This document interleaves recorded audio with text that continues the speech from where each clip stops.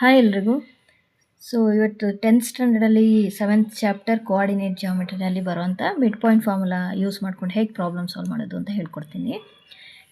ಇವಾಗ ತೊಗೊಂಡಿರೋ ಸಮ್ ಯಾವುದು ಅಂತಂದರೆ, find the coordinates of a point A where A B is the diameter of a circle whose centre is 2 - 3 and B is 1 4. So ಇಲ್ಲಿ point ಎನ find ಮಾಡ್ಕೋಬೇಕು. Centre ಕೊಟ್ಟಿದ್ದಾರೆ, ಹಾಗೆ ಇನ್ನೊಂದು ಎಂಡ್ ಕೊಟ್ಟಿದ್ದಾರೆ. ನೀವು ಇವಾಗ ಫೈಂಡ್ ಮಾಡಬೇಕಾಗಿರೋದು ಎ ವ್ಯಾಲ್ಯೂ. ಅಂದರೆ ಸೊ ಈ ಸರ್ಕಲಲ್ಲಿ ಡಯಾಮೀಟರ್ ಮತ್ತು ಸೆಂಟರ್ ಅಂತಂದರೆ distance between A and B, ಇದನ್ನು ಡಿಸ್ಟೆನ್ಸ್ ಫೈಂಡ್ ಮಾಡೋದು ಬೇಕಿಲ್ಲ. ನಾವು ಇವಾಗ ಇದನ್ನು ಯಾವುದು ಎ ವ್ಯಾಲ್ಯೂ ಮಾತ್ರ ಫೈಂಡ್ ಮಾಡ್ಕೋಬೇಕು. ಸೊ ಎಕ್ಸಾಕ್ಟಾಗಿ ಸೆಂಟರ್ ಏನಾಗಿರುತ್ತೆ ಅಂತಂದರೆ ಮಿಡ್ಲಲ್ಲಿರುತ್ತೆ. ಸೊ ನಾವಿವಾಗ ಮಿಡ್ ಪಾಯಿಂಟ್ ಫಾರ್ಮುಲಾ ಯೂಸ್ ಮಾಡ್ಕೋಬೇಕು. ಸೊ ಎಗೆ ನಮಗೆ ಕೋಆರ್ಡಿನೇಟ್ಸ್ ಏನು ಅಂತ ಗೊತ್ತಿಲ್ಲ, ಅದನ್ನು x1 y1 ಅಂತ ತೊಗೊಳ್ಳೋಣ. ಈ ಪಾಯಿಂಟ್ ಬಿನಲ್ಲಿರೋದನ್ನು x2 y2 ಅಂತ ತೊಗೊಳ್ಳೋಣ. ಇದು 2 ಮತ್ತು -3ನ xy ಅಂತ ತೊಗೊಳ್ಳೋಣ. ಸೊ ಮಿಡ್ ಪಾಯಿಂಟ್ ಫಾರ್ಮುಲಾ ಹೇಗೆ ಯೂಸ್ ಮಾಡ್ಕೊಳ್ಳೋದು ಅಂದರೆ,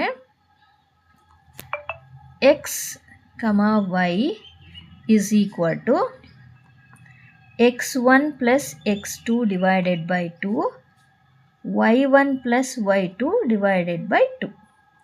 ಇದು mid point formula. So XY value ಎಷ್ಟಿದೆ ಅಂದರೆ 2 - 3 ಇದೆ.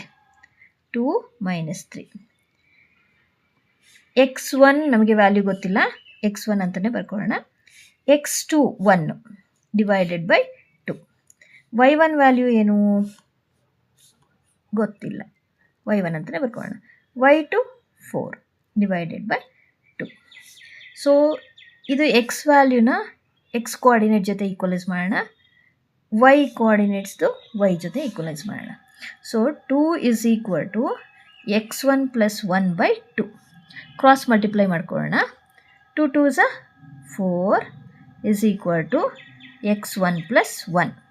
4 1 ಈ ಕಡೆ ಟ್ರಾನ್ಸ್ಪೋಸ್ ಮಾಡಿಕೊಂಡ್ರೆ 4 - 1 is equal to x1. ಹಾಗಾದರೆ x1 ವ್ಯಾಲ್ಯೂ ಎಷ್ಟು ಬಂತು? 3 ಬಂತು. ನೆಕ್ಸ್ಟ್ ಇವಾಗ y1 ಫೈಂಡ್ ಮಾಡ್ಕೊಳ್ಳೋಣ. ಇಲ್ಲಿ -3 ಇದೆ, -3 ಜೊತೆ y1 plus 4 divided by 2 ಮಾಡ್ಕೊಳ್ಳೋಣ. 2 into -3 is -6 is equal to y1 plus 4.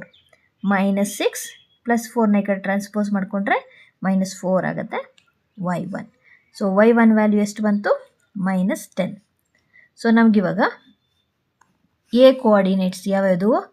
x1 y1.